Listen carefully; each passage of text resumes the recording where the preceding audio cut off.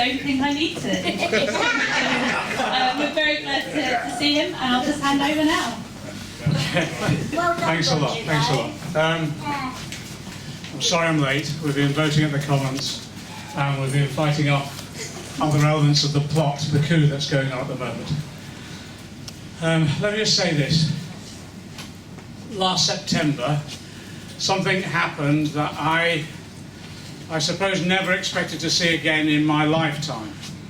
And that was, we had a socialist elected as the leader of the Labour Party. Now, it came as a shock to the whole of the system and the whole of the establishment. And since then, to be frank, since then, almost from the first moment Jeremy was elected, the system and the establishment have been coming at us. Now, some of you may remember when he was elected, literally within 2 minutes of the start of his speech to thank people for the support they got, on the television screens, the coup had already started, because you saw flashed across the bottom people announcing that they were refusing to serve with Jeremy. People resigning from the shadow cabinet that then existed. So it started then. 10 months on, they've been looking at any opportunity to actually undermine Jeremy, undermine the administration, and then topple him.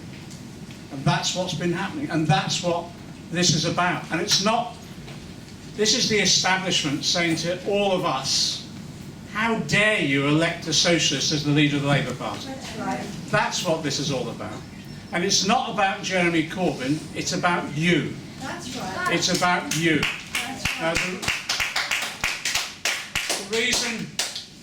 The reason is because for the first time in, well, generations, we have a leader of the Labour Party who's willing to take on the establishment, willing to challenge the social injustices of our society, and his ambition is to form an administration that will give power back to the people. Now, the system cannot tolerate that. This is the first time they've had a Labour leader for a long period of time that they can't just incorporate into the system, because that's what usually happens. Labour leaders get upset, they make a few noises, challenging noises, but then they rapidly get incorporated into the system. In addition to that, what they want, the establishment wants to do is just to return to politics as normal, which is about the rotation of the elites, nothing more than that. So that's why it was inevitable that they were going to come for us. And we knew the coup was going on, we knew the plot was going on. Originally what they were going to do is launch the plot after the Oldham by-election, because they said Jeremy couldn't win elections. Well, we won the Oldham by-election with a thumping majority.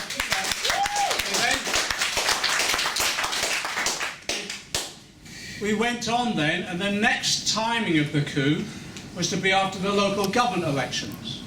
The problem then is that we won all the mayoral elections, and we reached, in terms of our local councils, we held on to all the councils that they thought we'd lose, and we gained the maximum number of seats that Miliband ever dared to. And we had spectacular victories. It wasn't just in London, but I tell you, having Marvin, a black man, elected mayor in Bristol, it's money based on slavery. It's incredible break.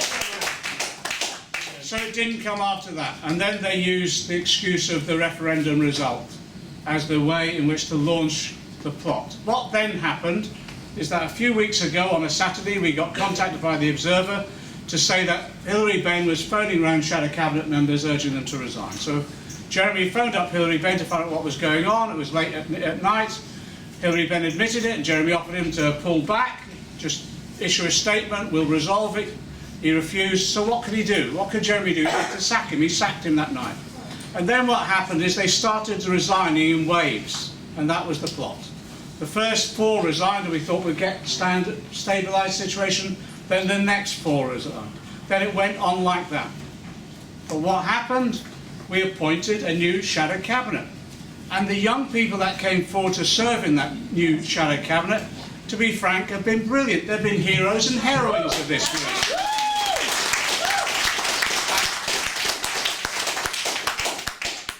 And I'll tell you this, it's given me some ideas about how you slim down government. Well, then, as you know, what then has happened is that at the National Executive Committee, they first of all tried to keep Jeremy off the ballot paper. A legal opinion was given to the Labour Party months ago, saying he's automatically on the ballot paper. It's the challengers who have to get nominations to do that. But then they challenged that at the NEC, and we won that vote. We had to get a separate legal opinion, yet again, two legal opinions arguing the case, and that happened. But what's happened since then? A rich donor for the Labour Party has come forward and is challenging it in court. The trial will be next Tuesday. We're in court at the moment to make sure Jeremy is properly represented. We'll have that decision tomorrow, then the full hearing will be next Tuesday. This is one rich donor, with most probably other financial backing, trying to prevent 500,000 people having the right to a free democratic election. It's unacceptable. But in addition to that, as you know, what happened was we won the vote in terms of keeping Jeremy on the ballot paper. That's been legally challenged. Then people left the NEC meeting. One person went back, her husband is disabled and has to feed him on a regular basis, went back. Another had to get the last train up to Runcorn. And they then laid round a paper, not on the agenda, laid it round, and that introduced the 6-month qualification period, then increased from £3 the amount that you had to pay to become a registered supporter, £25. Now that was bounced through. 14-14 the vote, and it carried in that way. I think that was a scandal. That is denying 140,000 people the right to vote. So It's a poll tax. 14 people denying 140,000 people the right to vote. Why is that happening? Because they're terrified that most of those people registered when they knew Jeremy was under threat and they would vote to Jeremy to be leader again. Now again, it looks as though some of the members have been denied that right. It might be that they will be challenging that in court as well. But they've applied the 6-month ban, the 6-month retrospective membership, not just to party members, but also to trade union registered affiliates as well. So again, there may be some unions that will be challenging that decision too. This is a coup. This is a very British coup that's going on here by a small group of people who've always literally wanted to hold on to their power base, working with the establishment to ensure democracy doesn't prevail, not just in our party, but also within our society. And I tell you what's been good. I've been doing meetings up and down the country, literally packed out meetings, where people are coming forward and asserting their right to vote and asserting their right to a democratic say in the future of our party. Because you know as well as I do what would happen if Jeremy is no longer leader. We'd go back to the old system. They go back to how leaders are elected. They go back to how MPs are selected. They go back to where the centre controls, rather than members themselves who actually make up this party have democratic control over our party. And yet again, they'll become just an alternative elite elected into government every now and again when the establishment lets them. I don't think that's acceptable, and I don't think the people who joined the party, the 500,000 members that we've now got, and supporters, I think the bulk of them find that unacceptable as well. And as I say, this isn't about Jeremy Corbyn. This is about all of us. This isn't an injury to Jeremy Corbyn.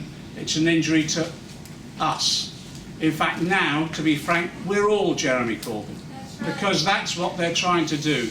They're trying to undermine the democratic rights of party members. I believe. I just say this. I've known Jeremy for, well, 35, nearly 40 years, campaigned alongside him all throughout.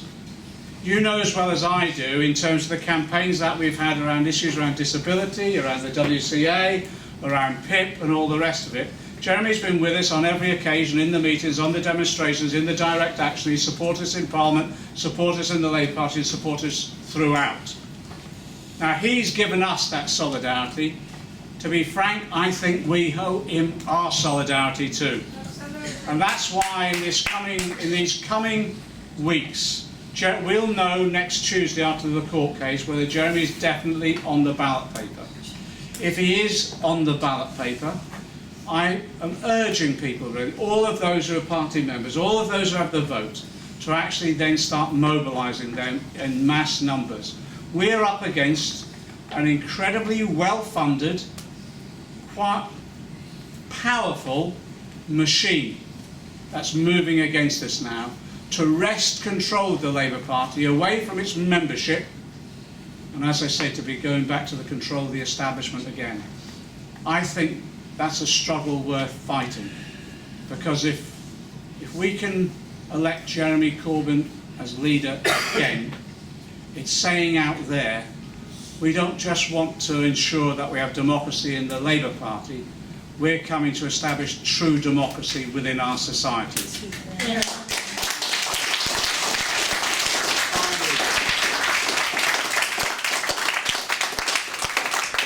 Just this final point, really. The atmosphere in Parliament has been grim, to be honest. What Jeremy's had to put up with by levels of, well, to be frank, abuse at times, I've never seen anybody experience it. Never, ever. And he's come through it with his calm, determined dignity, and he's won even more respect from people for that.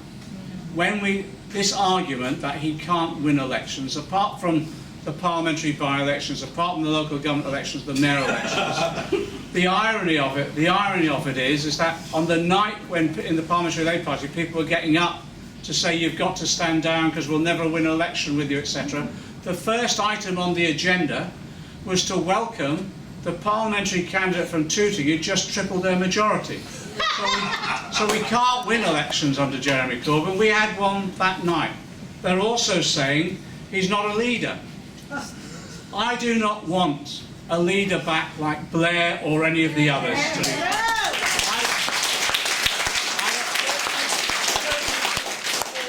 He's not their type of leader, he's our type of leader. He's someone who's democratically accountable, who brings people together. He works on the basis of consensual politics, he works on the basis of democratic engagement. Never again do we want a Blair-type leader who makes the decisions, like taking us to the war in Iraq, with what the Chilcot demonstrated was unsatisfactory legal advice, a lack of preparedness with our troops that put them at risk, and resulted in, well, we think, at least 500,000 deaths. That's not the sort of leader I ever want again. I want someone who'll work democratically, engagingly, constructively, bringing people together, consensus building, searching for peace, tackling social injustices. That's why we elected Jeremy Corbyn as our leader, and that's why in these coming months, no matter what they throw at us, we've got to stand together in solidarity and ensure he's re-elected again. Solidarity.